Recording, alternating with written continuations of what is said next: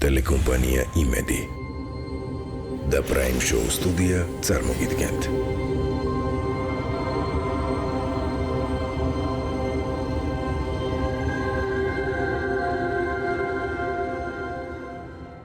ლაშა ჯოხაძე, დიზაინერი. მან დეტექტორზე 50 შეკითხვას უპასუხა. აქედან შერჩეულია 21. ლაშა ჯოხაძის სიმართლეს დღეს სიცრუის დეტექტორი გაზომავს.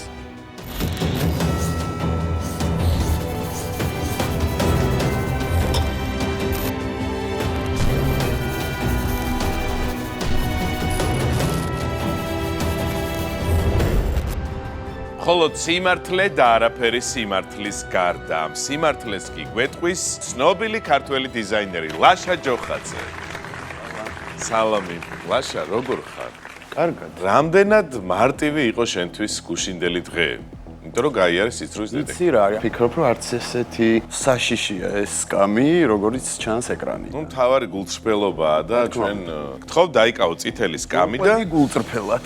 გეტყვი იმას, რომ გვაქვს 21 შეკითხვა და 6 ეტაპი, ვიწყებთ 500 ლარიდან და მივდივართ 100,000 ლარამდე. სად ვარ? პრინციპში ჩამოთვლა არ ჭირდება იმ ადამიანებსაც, ვინც დღეს გულშემატკივრებას გაგიწევს. გვიხარია რომ დღეს ლაშას გულშემატკივრები ვიქნებით, მეც. როგორც ცხოვრებაში, ასევე დღევანდელ გადაცემაშიც. ამ გადაცემაში რა სტუმრის სტატუსით და სტუმრის სტატუსით მე მგონი მე რო ყოფილ ვარ იმდენჯერ არც ერთი არ ყოლია. ლაშა ჯოხაძე ჩვენთვის ზოგადად ის ადამიანია, რომელსაც უარს ვერ ვეტყოდი და გამოვეშურე, თან გავაკონტროლოთ თუ ამ პილაკზე დაჭირდება ჩემი დახეთქება. როგორც ჯოხაძეს გვერდი. აბარა, ჯოხაძის ტყავს არ დახევს. სხვათა შორის ორ ჯოხაძეს რაც შეუძლია, ის ძალიან იშვიათად შეუძლია ვინმე სხვა ორ ადამიანს. მე შემიძლია მოვყვე ორ ჯოხაძეს ერთად რა შეუძლია. შეგიძლია გადაცემის ეხლა მცდელობის დროს. როდესაც სიყვარული დაფრინავს იდეა მოვიდა და მე და ანდრი შევთანხმდით რომ უნდა გვეფრინა. გვეფრინა რა, მეფრინა. მე უნდა მეფრინა. ეს რა, მან მხოლოდ ერთი ადამიანის ფრენის საშუალება იყო. რა თქმა უნდა, ის მთავარი კაბა, რომელიც სიყვარული დაფრინავს ამშვენებს და რაღაცნაირად ეს კაბა გახდა აი ამ სიმღერის მთავარი. ეს სატელევიზიო ვერსიაში. სატელევიზიო ვერსია, რომელსაც აი ასე რომ ვიქნებ და რომ ჩერდება კადრი რამდენიმე წამით. ესეც რა თქმა უნდა რომ ლაშა ჯოხაძის ულამაზესი კაბა. შენ თქვენ გულისხმობთ ამ სიმღერის პირველი ვერსია. სატელევიზიო ვერსია, რომელიც გაკეთდა, ეს ყვავილებიანი ულამაზესი. უნდა მოვყვე მაგ კაბასთან დაკავშირებით. მახსოვს ლაშამ მოიტანა ორი ვერსია. ხო. და უნდა ვთქვათ, ერთი ადამიანიც უნდა ვახსენოთ. შემოიტანა და მაინც ეს დემოკრატი ადამიანია შინაგანად და წარმოგვიდგინა და აი რომელი გიჩვენიათ ამ ნომრისთვის და რაღაცა. ორივე არაჩვეულებრივი კაბა. ერთი არის ეს წითელი, მეორე არის რაღაცა აი წყლისფერი, ცისფერი კაბა იყო და უნდა ვთქვა რომ მე რატომღაც ამოვიჩემე აი წყლისფერი კაბა. ხო. გახსოვს? კი, მახსოვს. და ნახე, რადგან ჩემი კონცერტი იყო, ყველა გაჩუმდა. ეხლა თითქოს არ შემოხვედით არავინ და მახსოვს, ნოე იყო ოთახში ჩვენი. და მან თქვა, რომ არა, წითელი და ყველას მერე გაეხსნა და მიაღმოვჭდი უმცირესობაში. ასე იყო.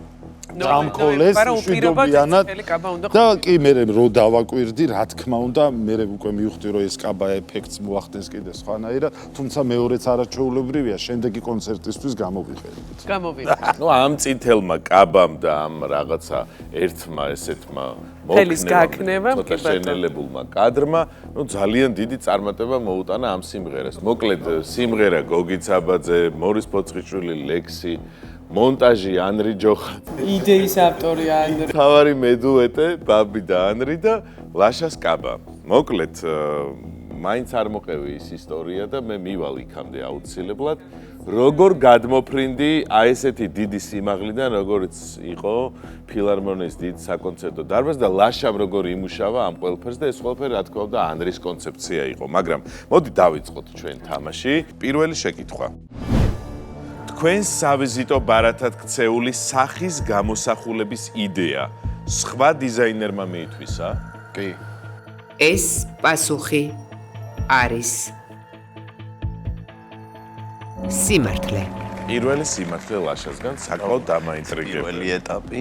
მახსოვს მე ეს სახე ანრისაც ეცვა ჩემს პირველ შენ პირველ კონცერტზე ბათუმში გეცვა იჯაკი, რომელსაც ზურგზე ქონდა ეგ სახელმწიფოს კარგად და მაისური გეცვა, ოღონდ იქ მეტალის სახეები მქონდა. ვინ მიითვისა და იცი რა, ეს სახელის და გვარის რატო? აფიშირებას, აბსოლუტურად გონია რომ არ არის საინტერესო. უბრალოდ იყო კი ეს ფაქტი, იმიტომ რომ ეს არის პერიოდი, სანამ ძალიან აქტიურად ჩავერთვებოდი სატელევიზიო სივრცეში და ამ პროექტებში. ძალიან შენსას რო ცდილობ, რომ რაღაც მოიფიქრო, გააკეთო და ეს სახეებიანი მაისური, რომელიც იყო აბსოლუტურად ყავის აპლიკაციით გაკეთებული, თუმცა ეს აპლიკაციის გაკეთება არ იყო მარტივი სამუშაო. ძალიან აქტუალური აღმოჩნდა და ძალიან ბევრ ადამიანს ეცვა. თითქმის აი კვირა არ გავიდოდა, რომ მეგობრები რაღაც ფოტოებს მიგდებდნენ, რომ ეს შენია და ანუ რაღაც სკრინებს მიგდებდნენ რა და აბსოლუტურად აღმოვაჩენდი ხოლმე, რომ არ იყო ეს ჩემი, უბრალოდ კარგად დაკოპირებული იყო და ვიღაცის გაკეთებული იყო. ესეთი მორიგი ხილების დროს ესე რომ ვთქვათ, ჩამიგდეს ესეთი ფოტო და შევედი მის გვერდზე, ამ კონკრეტული ადამიანის გვერდზე და ეს სახე აბსოლუტურად, Facebook გვერდზე, Instagram გვერდზე თავის ლოგოთ ქონდა ქცეული. აი ეს სახე, რომელიც ძალიან სავიზიტო იყო იმ მომენტში ჩემთვის. ყველაფერი მიითვისა. აბსოლუტურად მიითვისა. რა თქმა უნდა, იმ მომენტში ძალიან გავბრაზდი და პირადად დავიწყე მიწერა. რომ მივწერე, იყო ესეთი როგორ გითხრა ტექსტი, რომ არ ვიციო შენი სახეო რომელია და მოდი აბა მაჩვენეო. აბსოლუტურად დაკოპირებული იყო, ეს იყო ტყუილი, რა თქმა უნდა.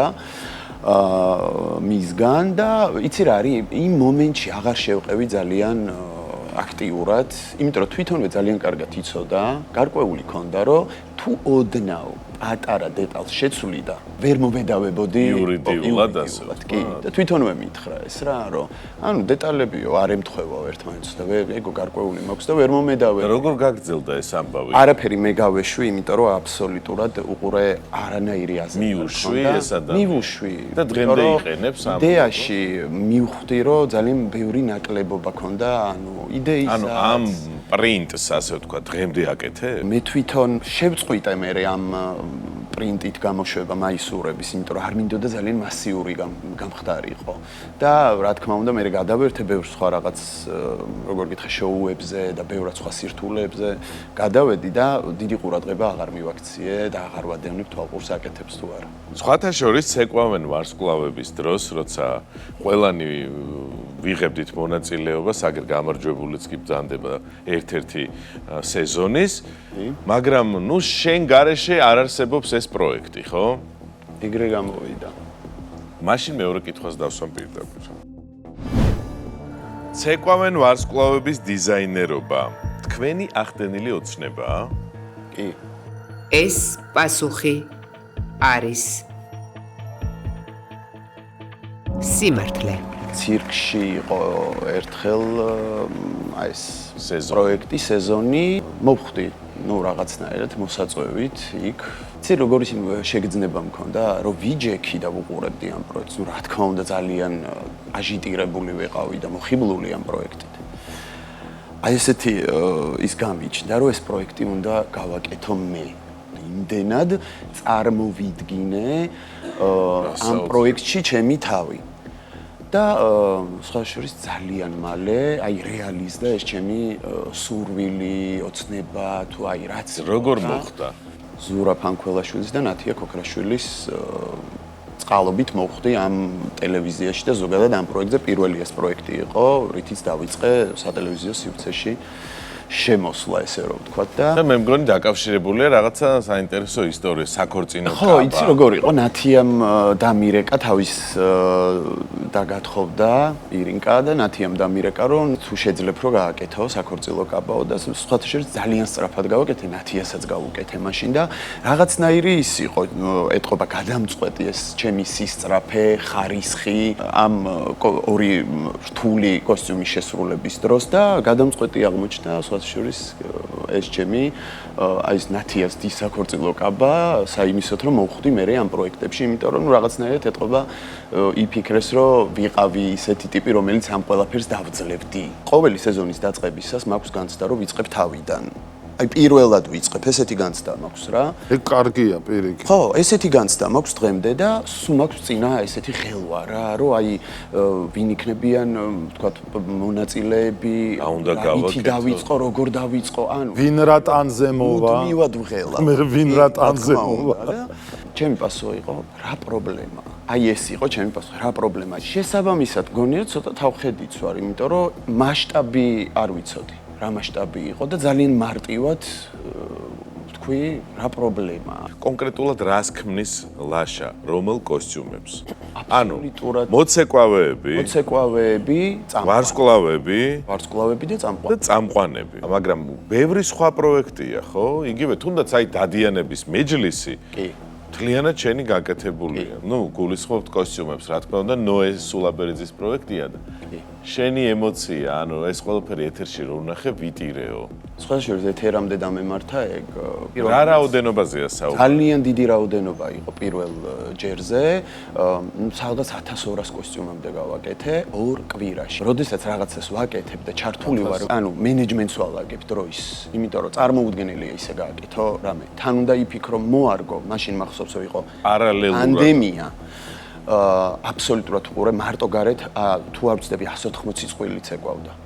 აბსოლუტურად თავიდან ბოლომდე ყველაფერი გაკეთდა, შეიკერა მონაწილეებისთვის და ნუ აქედან ჩემ გუნდს ძალიან დიდ რა ვიცი, ბევრ კომპლიმენტს ვეტყვი, იმიტომ რომ მათ გარეშე მართლა არაფერი არ ვარ მე.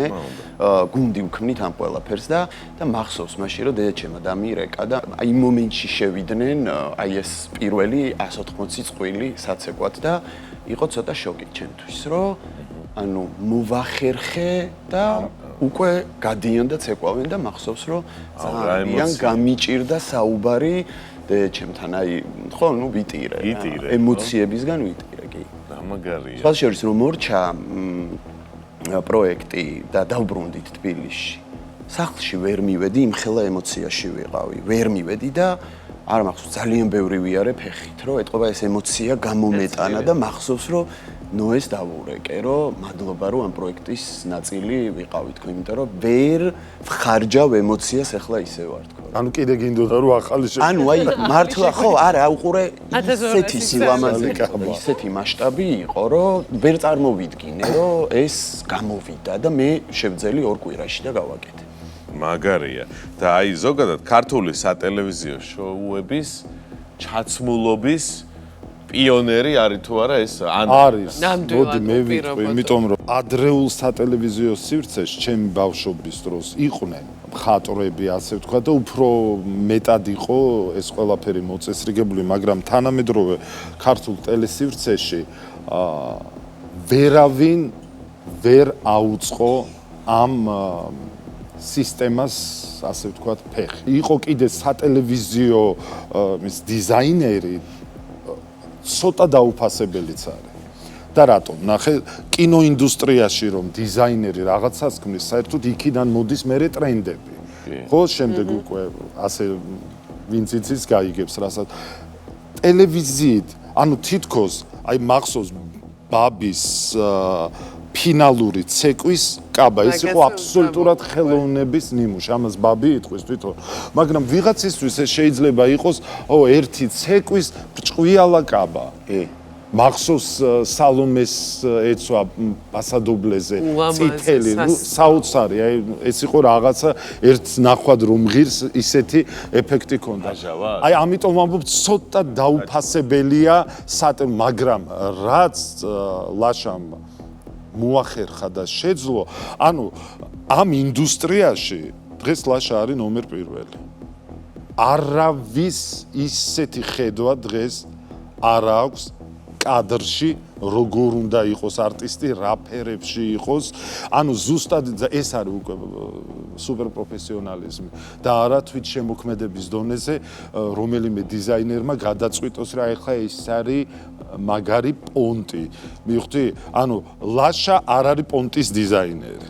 ჩვენ ლაშაძე კბებით ვაქებთ და თან გვიხარია ეს ყველაფერი. პასადობლეს როცა ეკვავს თან ფინალში და იქ რაღაცა სალტოებს რო აკეთებს, თან უყურე როგორი რაღაცა აი ბაბი იტყვის რა, იმიტომ რომ აბსოლუტურად კოსტიუმი უნდა იყოს უკომფორტულესი. კი, არ უნდა შეგიშალოს ილეთქი ბატონო.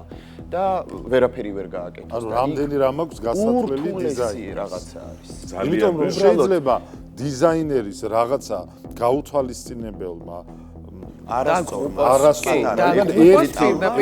ზაფი იყოს ისე რომ დაღუპოს იმ მომენტში ისე ცუდად იცეკოს რომ გამოვარდეს რომ აი საკუთარი კანივით უნდა იყოს ეს მორგებული კი მე ვიტყვი ერთ რაღაცას რომ მე ზოგადად ძალიან კომპლექსიანი ვარ განსაკუთრებით ჩაცმის ნაწილში და როდესაც საკითხი რაღაცა ვერ ვიტყოდი როდესაც საკითხი დადე იმას რომ მე ცეკვებში უნდა მიმეღო მონაწილეობა იქ უკვე ავტომატურად ვიცი რომ ხო რაღაც ცოტა მოკლე იქნება სადღაც მხოლოდ ბოდე იქნება სადღაც და აბსოლუტურად მინდობილი ვიყავი მე ლაშა არც ერთხელ არ მახსოვს რომ რაიმე მისთვის ეს გამეკეთებინა ან ის ლაშა რომ არის პროფესიონალი ვიცოდი რომ ჩემთვის საუკეთესოს გააკეთებდა და იქ ჩემი ზედმეტი აქტიურობა კოსტიუმთან დაკავშირებით საჭირო არ იყო და მე მართლა ვიტყვი რომ ჩემი ყველა კოსტიუმი ისე მიყვარს პირველი ტურიდან ფინალის ჩათვლით შენ რო გაიმარჯვე შენ ეს კაბა აღარ გაიხადე დილამდე გახსოვს კი ხო გახსოვს დილის 7 საათამდე ასე რომ ვიცი იყო აი ამ კოსტიუმი აი მე ვიტყვი რომ ჩემთვის ძალიან დიდი მგონი ყველა ადამიანისთვის თავის პროფესიაში ნუ გადამწყვეტია და მნიშვნელოვანია რომ გამოხატო ნდობა აი ბაბი მენდობოდა აი როგორ თვალდახუჭულიც და ერთ ფაქტს მოყვები მახსოვს რომ ქსოვილებზე ვარ წასული და მახსოვს რომ დაურეკე ქსოვილებიდან და ვეუბნები რომ ეს ფერი უნდა გაგკეთო და ხო არ გააფრინე რა ფერს მithანხმებო და გამithიშა ფინალის კოსტიუმზე მომაყოლეთ გთხოვთ ზია ღამის 4 საათია ვიწყებთ ცეკვის დაგეგმვას რა ნახაზი უნდა გაკეთდეს ვინ უნდა მიიღოს მონაწილეობა და ვართ შეკრებილები და გავარდნილი მონაწილეები ჩემ გვერდით არიან ნუ მართლა საოცრება ხდება ყველა იქ არის და მუშაობს ჩემ ნომერზე და ამათ რომ უყურებ გული აჩუხებული მაქვს წრებლები მომდის და ლაშა მირეკავს რაშვებით ცეკვას ვდგავთ მოვდივარ მეუბნება ღამის 4 საათზე გამოვიდა კოსტიუმი უნდა დავხატო მოუყვნენ რა კონცეფციის იყო ეს ნომერი დაჯდა იატაკზე ძირს დახატა პასტა პურცელი მოითხოვა დახატა და დახატა საოცრება 2 დღე დაღამე ხალხნო დედას გეფიცებით ბეჭი გაუშეშდა რამდენიათ 10000 ცალი სვაროვსკის თვალი ხელით დააკერა ამ კოსტიუმს ნუ ეს კოსტიუმი მე ვინც ნახა ყველა შოქში ჩავარდა მაგრამ 2 დღიანი ისეთი შრომა გასწია 24/7-ზე რომ ფიზიკურად აღარ ვარგო და ჯანმრთელობა მოერყა ჩემი კოსტიუმის შექმნისას და ნამდვილად მე ვიტყვი რომ ერთ-ერთი მთავარი ფაქტორი მე რომ გამარჯვებული ვარ ამ კოსტიუმის და ლაშას დამსახურებარი და მადლობა შენ კიდევ ერთხელ იმ ყველაფრისთვის რაც ჩემთვის გააკეთე. აბა მე ისეთი კოსტუმი ჩამაცვა მაშინდელმა დიზაინერმა პირველივე წუთში გამოვარდი მაშინ ლაშა არ იყო თორე. შენ დადიოდი ახლა სხვა სულობალებს შენ წავდი და მე დავდიოდი. მე ახლა დაგისვამ მესამე შეკითხვას ლაშა მშობლებისგან შექების ნაკლებობა თქვენი ბავშვობის ტრავმაა? კი. ეს პასუხი არის სიმართლე. 500 ლარი მოიგე და პირველი ეტაპი გადალახულია. არ მინდა რომ რაღაცა ცუდად გაიგონ ჩემმა მშობლებმა, თუმცა ნუ ჩვენ სხვა პერიოდში გავიზარდეთ, იყო იქ რაღაც ანუ არ უნდა ქოშვილი, რაღაცა ეს თავმდაბლობა, ეს ყველაფერი გასაგებია, თუმცა ამ ნაკლებობამქების ჩემზე იმოქმედა. თვითშეფასების კუთხით საკმაოდ უფრო იყო იმ დროს მაინც საზოგადოების თვისაც რაღაცნაირი ცოტა უცხოც იყო და ცოტა მიუღებელი მომენტიც იყო რა, აი დიზაინერი, ბიჭი ჩემს ოჯახშიც იყო, ნუ აი ესე მარტივად არავის წინააღმდეგობა გქონდა. რა მაგარია, მიდი ისქენი ჩააბარე თუ გაყევი ამ ყველაფერს. ეს თუ გითქვამს მშობლისთვის და არა, არ მისაუბრია ამ ყველაფერზე სხვათა შორის. აბა დღეს სიურპრიზი იქნება კი, მშობლისთვის ეკრანიდან. ნუ ცოტა შესავალი გავაკეთე დაახლოებით თემებზე, რაზეც ვისაუბრე ზოგადად. ვუთხარი რომ ძამძაფრად არ აღიქვა თქო და ნუ აქედან გაიგებს მაქსიმალურად დარწმუნებული ვარ. ეს არის გაუთვითცნობიერ, ქვეცნობიერში დარჩენილი რაღაც ამბავი, რომელსაც ვერ სცემ პასუხს. ამას აბსოლუტურად ჩემი მაგალითზე ვსაუბრობ და ჩემი გაუცდილებით. კი, ძალიან დიდი გარდამტეხი როლი ითამაშა ჩემმა რაღაც პერიოდით გადაცხოვრებამ ბარსელონაში, იმიტომ რომ იქ აბსოლუტურად დავინახე ჩემი თავი. და სხვა შორის იქიდან მომინდა აი ესეთი საუბრები მქონოდა ფსიქოლოგთან და მითხრა ესეთი რაღაცა რომ აბსოლუტურადო შენ არ უნდა იყო რეალურად წარმატებული ადამიანიო და ძალიან გამიკვირდა რომ რატო არ უნდა ვიყო თქო და აი იმ ნაკლებობა მქების გამოიწვია ის რომ მე დავიწყე ჩემი თავის ქება რომ რა მაგარი ბიჭი ვარ ოღონდ საქმით დავიწყე და სხვათა შორის ესეთი დავალება მქონდა რომ სარკესთან დავმდგარიყავი და მე თქვა ჩემი თავისთვის რომ ძალიან მაგარი ბიჭი ხარ და ვერ შევძელი ძალიან დიდი ხანი ვერ შევძელი. აი როგორ ეუბნებოდი ამას? უბრალოდ სარკესთან ვართ, მე და ჩემი თავი რა, მხოლოდ ანარეკლი ხო, სარკესში ჩემი თავი და ვერ შეძელი. ვერ შევძელი. უბრალოდ არ მოგინდა. ვერ შევძელი, უყურე მარტო ვიყავი, არავინ არ იყო ირგვლივ, სახლში მარტო ვარ და ვერ შევძელი 4 თვე ვეჭიდავე ჩემ თავს, რომ მე თქვა ჩემი თავისთვის რა საინტერესო. რა მაგარი ბიჭი ხარ, ხო აი რა უნდა ამის თქმას, ვერ შევძელი. და ბოლოს რაღაცნაირად ეთყობა იმუშავა რაღაც ქვეცნობიერში ამ ყველაფერმა და ბოლოს ვათქმევინე თავს. ცოტა უხერხულობაც მქონდა, რომ უთხარი ეს ყველაფერი ჩემ თავს. მშობლების თაობას ჰქონდა ეს რაღაც კრიტიკული დამოკიდებულება საკუთარი შვილის მიმართ, ეს მიაჩნდათ კარგ ტონად, იმიტომ რომ საკუთარი შვილის ზედმეტი ქება იყო თითქოს მეტიჩრობა და ამიტომ მეტი უნდა მოთხოვო, რომ კარგი დადგეს და ამ დროს იმას უჩნდება ნაკლებობა, მოტივაცია უნდა მისცე, რომ მას შეუძლია. მაშინ მეოთხე შეკითხვას დაგისვამ. სამხატვრო აკადემიაში ჩაბარების სიხარულმა ფსიქოლოგიური პრობლემები შეგიქმნათ? კი. ეს პასუხი არის ანუ სიხარულმა დაგსტრესა? კი, ძალიან. სიმართლე.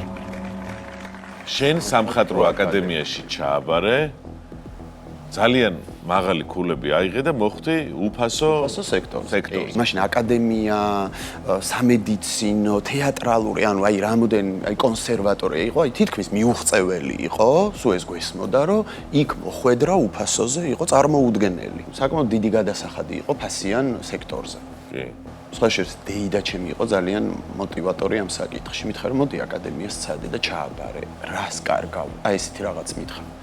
და რატომაც არა? შენც ცადე. ოღონდ ყურე აბსოლუტურად მოუმზადებელი ვარ. ნუ თითო გამოცდა იყო 9 საათი, საკმაოდ რთული გამოცდები იყო, პროფესიულს ვიძახი, ეს იყო ფერწერა, გრაფიკა და უკვე ეს აი კოსტიუმი რასაც ქვია, იმიტომ რომ მოდის დიზაინის მიმართულებაზე ჩავაბარე და სამივე გააკეთე? სამივე შეავიღე უმაღლესი ქულა და იცი რა იყო, როდესაც ბოლოში მაშინ ესე იყო აცხადებდნენ, ესე ეზოში იყო ყველა შეკრებილი, დედები, მამები, რა ვიცი, აბსოლუტურად ნათესავები და მაშინ ცხადდებოდა ეს სია და მაშინ რო თქვეს ჩემზე უფასო, აბსოლუტურად ვერ აღიქვა ჩემმა ტვინმა ეს ყველაფერი. თავში ჩადებული მქონდა, რომ აი იქ მოხვედრა არის წარმოუდგენელი და უცებ მოვხვდი და ვერ აღვიქვი. ემოცია დადებითიც და უარყოფითიც ერთი ემოცია რა, ნუ ერთ ჰორმონს გამოყოფს და იმხელა იყო ეს ყველაფერი, რომ ნუ მე მაშინ დამანგრია. და მე ანუ დიდხანს გაგიგრძელდა. ნუ სადღაც ერთი წელი ვებრძოლე და მე ნუ რაღაცნაირად მე თვითონ უშველე თავს და გამოვედი. სხვათა შორის მე რო ვაბარებდი თეატრალურ ინსტიტუტში, ზუსტად ეგ იყო ჩემი ამოსავალი წერტილი, რომ ან უფასო ან მტკვარში, ესე მქონდა გადაწყვეტი. მე ავიღე უმაღლესი ქულა. მეხუთე შეკითხვის დროა შენ ნელ-ნელა უახლოვდები მეორე ეტაპის დასასრულს და იმედი მაქვს ყველაფერი კარგად წავა. ყურადღება. პირად ურთიერთობაში მანიპულაციის მსხვერპლი გამხდარ ხართ? კი. ეს პასუხი არის სიმართლე.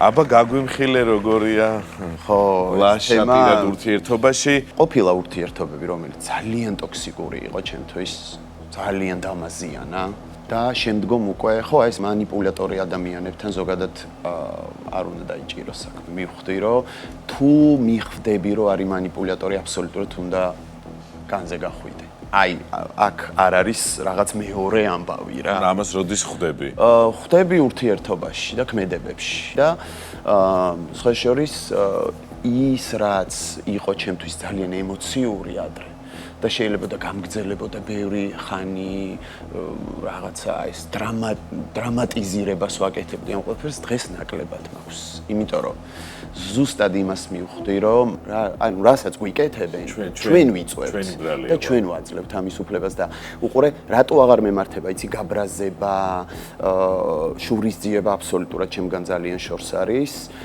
არც წყენა აღარ მემართება იმიტომ რომ ვცდილობ ვიპოვო ჩემ თავში პრობლემა რა პრობლემით გამოვიწვია ის ყველაფერი რომ იმან მე დამაზიანა და ეს უკვე ამაღლებულა კაცო. არა, უყურე მართლა არ მისული, აბსოლუტურად აღარ მაქვს მიხდი აი ეს რაღაცა მასშტაბის ხელვები, რომ გათავისუფლებული ვარ კი.